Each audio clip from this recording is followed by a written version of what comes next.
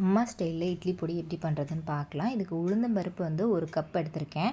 நீங்கள் கப்போ டம்ளரோ எல்லா இன்க்ரீடியன்ஸும் ஒரே பாத்திரத்தில் அளந்தால் தான் உங்களுக்கு வந்து கரெக்டாக இருக்கும்.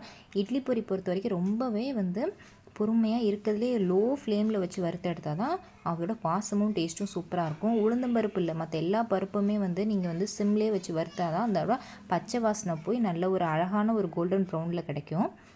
இதை வந்து ஒரு பிளேட்டுக்கு ட்ரான்ஸ்ஃபர் பண்ணிக்கலாம். நல்லா வறுத்தாச்சு. கடலைப்பருப்பு 1/4 கப், துவரம்பருப்பு 1/4 கப், இது ரெண்டுத்தையும் எடுத்துக்கலாம். எடுத்துகிட்டு இதையும் வந்து மீடியம் ஃப்ளேம்லேயே அழகாக அப்படியே அந்த லைட்டான கோல்டன் ப்ரௌன் வர அளவுக்கு வறுக்கணும். சிம்லேயே வச்சு வறுத்தா தான் டேஸ்ட்டு சூப்பராக இருக்கும். ஹையில் வச்சு வறுத்தா சீக்கிரமே நம்மளுக்கு வேலை முடிஞ்சிடும், கலரும் சேஞ்ச் ஆகிடும். ஆனால் அதோட அரோமா வந்து அந்த அளவுக்கு நல்லா இருக்காது. நீங்கள் சிம்மில் வச்சு ஒரு டைம் ட்ரை பண்ணி பார்த்துட்டு எப்படி இருந்துச்சுன்னு எனக்கு கமெண்ட் பண்ணுங்கள். அவ்வளோ டேஸ்ட்டாக இருக்கும் இந்த இட்லி பொடி. நிறைய பருப்பு வகைகள் சேர்ப்போம். இப்போ வந்து கடலைப்பருப்பும் துவரம்பருப்பும் நல்லா சிம்லேயே வச்சு வறுத்து எடுத்தாச்சு. 1 டேபிள் ஸ்பூன் அளவு கொள்ளு எடுத்துக்கலாம். இந்த கொள்ளில் நிறைய ஹெல்த் பெனிஃபிட்ஸ் இருக்குது. உடம்புலாம் வந்து இளைக்கிறதுக்கு வந்து இந்த கொள்ளு வந்து ரொம்பவே ஹெல்ப்ஃபுல்லாக இருக்கும். இது 1 டேபிள் ஸ்பூன் போட்டுக்கலாம். இதையும் சிம்லேயே வச்சு நல்ல ஒரு அழகான கோல்டன் ப்ரௌன் வர வரைக்கும் நல்லா வறுத்து எடுத்துக்கலாம். இப்போ நல்லா வறுத்தாச்சு. இங்கே பாருங்கள், இந்த அளவுக்கு நல்ல ஒரு அழகான ப்ரௌன் கலராக வரணும். ரொம்ப டார்க்காகவும் தீஞ்சும் போயிடக்கூடாது. அது பொறுமையாக வச்சு வறுத்தா மட்டும்தான் வரும். நெக்ஸ்ட்டு வந்து பொட்டுக்கடலை எடுத்திருக்கேன். 1 டேபிள் ஸ்பூன் பொட்டுக்கடலை. இந்த பொட்டுக்கடலை ஆல்ரெடி ரோஸ்டட் தான். சும்மா ஒரு 2 to 3 மினிட்ஸ் டக்குன்னு அது ரோஸ்ட் ஆனால் போதும். அந்த மேலே அந்த பிளாக் டாட்ஸ் வந்தால் போதும். நீங்கள் டக்குன்னு அந்த பொட்டுக்கடலை எடுத்துடலாம். ஏற்கனவே வறுத்தது தான், இருந்தாலும் நம்ம லைட்டாக வறுத்து எடுத்துகிட்டு இன்னும் கொஞ்சம் வாசம் நல்லாயிருக்கும். நெக்ஸ்ட்டு பச்சை பயிர் எடுத்திருக்கேன். இது 1 டேபிள் ஸ்பூன். இந்த பச்சை பயிரும் சிம்லேயே வச்சு நல்லா வறுத்து எடுத்துக்கலாம். இதோட கலர் காமிக்கிறேன் எந்த அளவுக்கு வறுக்கணுன்ட்டு. இந்த அளவுக்கு கலர் சேஞ்ச் ஆகிற அளவுக்கு வறுத்துட்டு இதையும் ஒரு பிளேட்டில் ட்ரான்ஸ்ஃபர் பண்ணிக்கலாம். இதில் நிறைய பருப்பு வகை போட்டிருக்கிறதுனால குழந்தைங்களுக்கு வந்து தோசை மேலே நீங்கள் தூவி கொடுத்தாலும் சரி, இட்லிக்கு வச்சுக்கிட்டாலும் சரி, ரொம்பவே உடம்புக்கு நல்ல ப்ரோட்டீன்ஸ் நிறையா இருக்கும். இப்போ வந்து கருப்பு எள்ளு எடுத்திருக்கேன். நீங்கள் கருப்பு எள்ளு இல்லைனா வெள்ளை எள்ளு கூட எடுத்துக்கலாம். எப்போதுமே வந்து இட்லி பொடி வந்து இரும்பு சட்டியில் வருங்க, அதோட அயன் சத்து நம்மளுக்கு சேர்த்து கிடைக்கும். எள்ளு வந்து இந்த மாதிரி படப்படன்னு பொரியணும். பொரிஞ்சதுக்கப்புறம் எள்ளு வந்து நல்லா ரெடி ஆகிடுச்சு. ஒரு பிளேட்டுக்கு மாற்றிக்கலாம். அரிசி 1 டேபிள் ஸ்பூன். அரிசி இந்த மாதிரி பொரி ஸ்டேஜுக்கு வந்ததுக்கப்புறம் அதையும் ஒரு பிளேட்டுக்கு தனியாக மாற்றி வச்சுக்கலாம். இப்போ காரத்துக்கு ஏற்ப வரமிளகாய் ஆட் பண்ணியிருக்கேன். இந்த வரமிளகாவை வெயிலில் காய வச்சிங்கன்னா வறுக்க தேவையில்லை. வெயிலில் காய வைக்கலைன்னா லைட்டாக வறுத்து எடுத்து வச்சுக்கோங்க. ஒரு கைப்பிடி வந்து கருவேப்பிலை போட்டால் நல்லா வந்து மணமாக இருக்கும். முடிக்கெலாம் ரொம்பவே நல்லது. இந்த அளவுக்கு நல்லா வறுத்துட்டு அதையும் ஒரு பிளேட்டுக்கு தனியாக மாற்றி வச்சிடலாம். உங்களுக்கு காரத்துக்கு ஏற்ப வரமிளகாய் போட்டுக்கோங்க. ஒவ்வொரு மிளகாவும் ஒவ்வொரு விதமான காரமாக இருக்கும்.